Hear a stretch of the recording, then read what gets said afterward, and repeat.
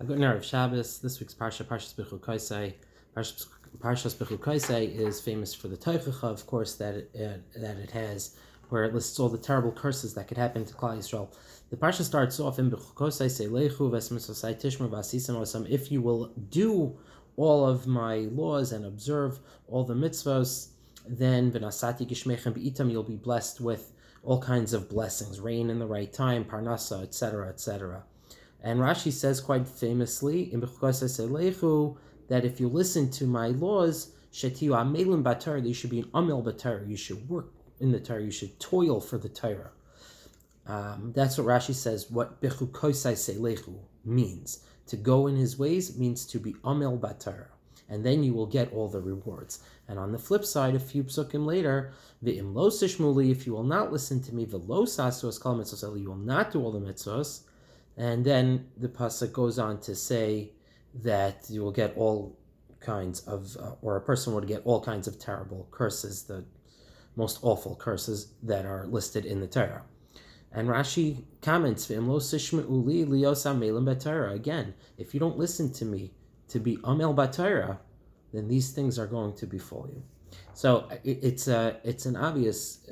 It should strike anybody that not being an amel b'Torah, it doesn't seem like the worst thing in the world. You're talking about the Teichacha here. We're talking about the worst curses that are mentioned in the entire Torah. You would think that what could a person do that's so terrible to deserve all these things? You would think maybe the big three, right? The Gimel Averos Chamuros, Gilei Arayos, Shvichas Damar, Avodah Zarah, a guy goes killing people, maybe a guy who steals. The Torah talks very negatively about people who steal, something like that.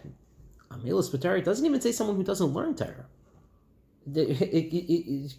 What Rashi seems to be saying is that even if a guy is learning Torah, but he's not amel in the Torah, he doesn't work for it, then he gets all these terrible curses. It seems a bit strange to me. So I was thinking that when we make a siyum, we say, Anu amelim v'hem amelim. Anu amelim u'mekablim schar, v'hem amelim v'enam mekablim schar. We toil and they toil. We toil and we accept the reward, and they toil and they do not accept the reward, or they don't get rewarded.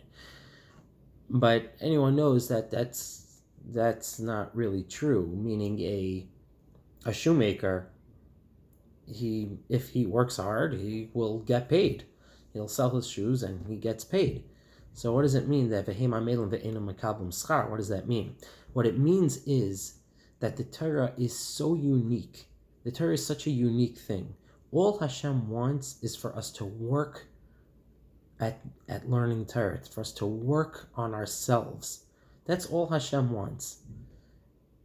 A shoemaker, he could work as hard as he wants, but if he can't put out a decent shoe, if his shoes still all have holes, even after all the hard work that he does, he's not going to make any money. No one's going to buy his shoes. It's just not going to happen. Even though he worked very hard, it may seem like it's not fair, but he's not going to get rewarded. He's not going to get paid. But the Torah is different.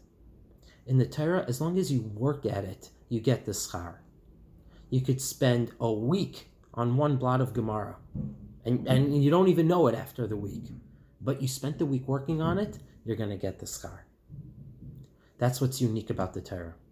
And that's what Hashem wants. Hashem wants us to be able to work at the Torah, to be amel, to toil in it, that it should become a part of you. It should be in your bones.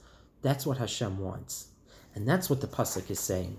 V'im lo sishmu uli, if you don't listen to me, and Rashi comments on those words, v'im lo sishmu uli, if you don't listen to me and become amel b'Torah and work at it and work on yourself to become better constantly and work to learn the Torah and to get that Torah to be part of you, to be in your bones and your blood. If you don't do that, then v'lo sasu es kol mitzvos eila, you're going to end up not doing the mitzvos. Then it's going to be b'chukosai timasu, and then you're going to get the curses. So Rashi's just telling us how we're going to get there. You don't really get these curses because you weren't amel b'Torah. You get the curses because lo sasu, you didn't do it. But how do you get there? Because lo sishmu uli, you're not listening to me. You're not listening to what Hashem is trying to tell me to be amel b'Torah, Rashi says. I think the lesson is Let's all try to keep this in mind. The lesson is, let's be amel b'Torah. Let's work on ourselves constantly through Hashem's Torah. Let's work on our learning in Torah. Let's work on our being able to grow, on our willingness to grow. That's what Hashem wants from us, just to try your best.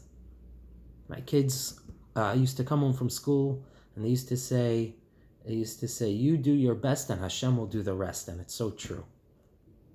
It's all Hashem wants is for you to do your best. Are we doing our best? We're going to Shabbos. Let's try to think about that question a little bit. Have a good Shabbos.